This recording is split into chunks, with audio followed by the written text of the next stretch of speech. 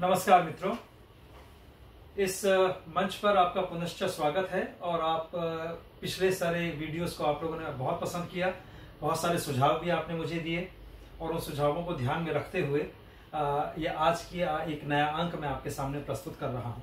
मेरे सामने ये रामचरितमानस है, स्वामी तुलसीदास कृत रामचरितमानस अवधी भाषा में लिखी हुई, जो उस समय की जनसाधारण की भाषा थी, आम लोगों की भाषा थी। और ये बहुत बड़ा एक दुरूह कार्य रहा होगा, एक आम भाषा के अंदर जिसको साहित्य के स्तर तक पहुंचाने का प्रयास तुलसीदास ने किया। उसके अंदर एक पंक्ति आती है हमारे सामने अयोध्या कांड में, जो मैंने यहाँ पर लिखी भी है आपके लिए, अगर आप इसको देख पा रहे हैं और पढ़ पा रहे हैं। कोई, जिसे हम कोई कहते हैं, को नृप हो हमें ही कहानी, चेरी छाड़ी अब होब की रानी। ये दूसरी लाइन है जिसका प्रयोग अक्सर हम लोग नहीं करते।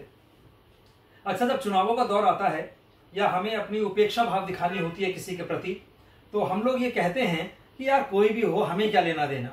जैसे इन दिनों 2019 में चुनाव चल रहे हैं, अप्रैल का महीना है और आज 13 अप्रैल है और एक सत्र बीत चुका है चुनावों का। और उसमें कई लोगों से जब पूछा जा रहा है कि भाई आपने किसको वोट दिया या किसको वोट देने जा रहे हैं, या आप किसके बारे में क्या विचार रखते हैं, तो कई लोगों को ये पंक्ति याद है। एक ये आम भाषा का ये विशेषता होती है कि वो याद रह जाती है, याद करने का प्रयास उसको नहीं करना पड़ता। जैसे जहां मैं पढ़ाता हूं तो वहां मैंने जब लोगों से पूछा और बड़ी हैरानी हुई कि मुझे अंग्रेजी वालों ने और साइंस वालों ने इस पंक्ति का हवाला दिया। उन्होंने कहा, जैन साहब, कौ नृप हो हमें कहा हानि, वो इसका उच्चारण ठीक नहीं कर पा रहे थे। कईयों ने कहा कोई नृप हो हमें कहा हानि, लेकिन दूसरी पंक्ति उनको पता नहीं थी। जिस संदर्भ में मेरा ध्यान इस ओर गया और जिस संदर्भ में इस पंक्ति का उल्लेख आया है रामचरितमानस में, वो मैं थोड़ा सा आपको बताना चाहूंगा। ये पंक्ति आती है जब मंथरा केकई को कहती है। मंथरा चाहती है कि भरत राजगद्दी पर बैठें, राम की घोषणा हो चुकी है, अभिषेक की घोषणा हो चुकी है, अगले दिन अभिषेक होना है। और मंथरा जो कि राम को पसंद नहीं करती और केकई के सबसे प्रिय राम हैं, जैसा कि हमको रामचरितमानस और वाल्मीकि रामायण से पता चलता है, वो बार बार उनको उकसा रही है। वो कह रही है, तुम ऐसा क्यों कर रही हो, तुम्हारा बेटा बड़ा है, वो भी तो योग्य है, उसको राजा को जाके कहो, दशरथ को जाके कहो कि वो राजा बने। वो केकई को धीरे धीरे उकसा रही है। जब केकई नहीं मानती और केकई कहती है वो भी तो मेरा पुत्र है, मंथरा तुम ऐसा क्यों कह रही हो, तुम मुझे क्यों केकई देखिए जान रही है कि ये मुझे भड़का रही है। और वो बार बार रामचरितमानस अगर आप पढ़ें तो उसमें पता लगता है वो उसको हंस के कहती है कि तुम मुझे क्यों भड़का रही हो, मैं तुम्हारे भड़कने में नहीं आने वाली। तो जब बहुत कहने के बावजूद केकई उसकी बातों में नहीं आती तो वो ये पंक्ति कहती है। अब ये संदर्भ देखिए इस पंक्ति का, और आज के संदर्भ से हम इसका मिलान करेंगे। वो है, कौ नृप हो कि कोई भी राजा बने हमें कहानी। ये मंथरा कह रही है कि कोई भी राजा बने, मुझे क्या नुकसान। दूसरी पंक्ति देखिएगा आप, चेरी छाड़ी, चेरी का मतलब होता है नौकरानी, सेविका। मंथरा सेविका थी केकई की, कि चेरी छाड़ी कि कोई भी राजा आए, क्या मैं नौकरानी न रह करके रानी बन जाऊंगी। वो ये कहती है कि राजा चाहे कोई भी हो, मैं तो नौकरानी की नौकरानी ही रहने वाली हूं। मैं तो तुम्हारे हित में कह रही हूं कि तुम राम को राजा ना बनाओ, तुम भरत को राजा बनाओ। दूसरी पंक्ति देखिए, वो कह रही है मैं तो वही रहूंगी जो हूं, मुझे कोई परिवर्तन नहीं आएगा। हे केकई, अगर तुम ये सोचती हो कि मेरा स्तर बढ़ जाएगा, वो बढ़ने वाला नहीं है। वो अब पहली पंक्ति देखिए, को नृप हो हमें कहानी। अब हम इसका आधा अधूरा प्रयोग करते हैं। हम इसको आज के संदर्भों में अगर देखें तो ये पंक्ति चरितार्थ नहीं होती।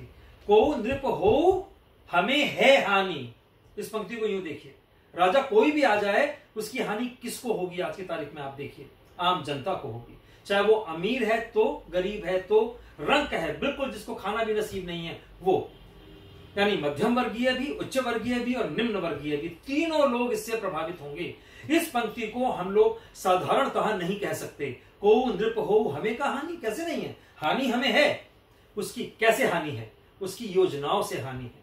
जो भी राजा आता है अपनी योजनाएं बनाता है, कर निर्धारण करता है। जैसे आजकल मैक्सिमम 30% हम लोग कर देते हैं, कुछ 20% में आते हैं, कुछ 10% में आते हैं और कुछ बिल्कुल टैक्स नहीं देते अगर उनकी सीमित आय है तो इसका असर हर व्यक्ति पर, हर जनता प्रजा पर पड़ता है ये पंक्ति हम आज चरितार्थ नहीं कर सकते। इन चुनावों के मध्य यदि आप ये पंक्ति किसी से कह रहे हैं तो आप इसका गलत उल्लेख कर रहे हैं, क्योंकि मंथरा ने किसी और संदर्भ में यह बात कही थी। उसने अपनी उपेक्षा भाव, अपनी सत्यता को बताया था कि राजा जो भी हो, मैं तो नौकरानी रहने वाली हूं, मैं कौन सी रानी बन जाऊंगी, ये इसका भाव है। तो ये पंक्ति आज के संदर्भों में बिल्कुल भी ठीक नहीं बैठती। हमें बहुत सोच समझकर राजा का चुनाव करना है। आज की तारीख में राजा कौन? प्रधानमंत्री, जो पूरे देश को चलाने वाला है। बहुत सोचना है, क्योंकि उसकी नीतियां हमें प्रभावित करती हैं। कोई आता है कहता है मैं 72,000 रुपए दूंगा, कैसे दे देगा भाई? मेरे टैक्स से मेरा पैसा अगर तुम दे रहे हो, तुम उसका लाभ उठा रहे हो, उसका लाभ मुझे क्या मिल रहा है? हाँ, अगर वो 72,000 रुपए मेरी सेना को जाए, हमारे किसानों को जाए, किसानों के हित के लिए जाए, यानी हम लोग ऐसी नीतियां बनाएं कि उनको सुविधाएं दें, शिक्षा की सुविधाएं दें।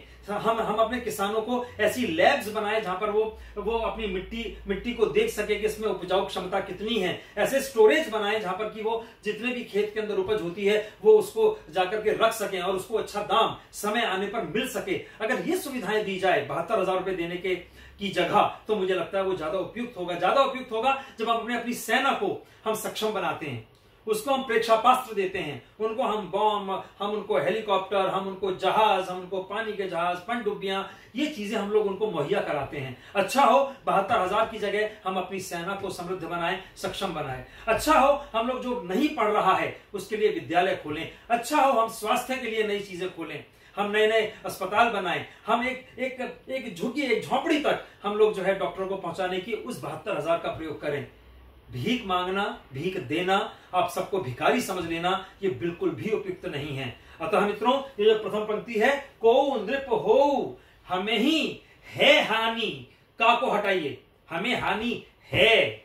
और निश्चित रूप से जो दूसरी पंक्ति है, चारी छोड़ क्यों नहीं, मैं नौकर क्यों रहूं, मैं मालिक भी बन सकता हूं, मैं किसी एक से एक छोटे मोटे बिजनेस को चला सकता हूं जिसमें मैं और लोगों को ला करके उनकी बेरोजगारी को समाप्त करके उनको रोजगार दूं। ये काम मैं कर सकता हूं। मैं नौकर रहने को तैयार नहीं। मैं क्यों नौकर बनूं, या कोई और भी नौकर क्यों बनकर रहे। चेरी जो शब्द यहां पर आया, चेरी छाड़ी अब हो ही का रानी। अब यहां पर फिर वही हो बे है रानी।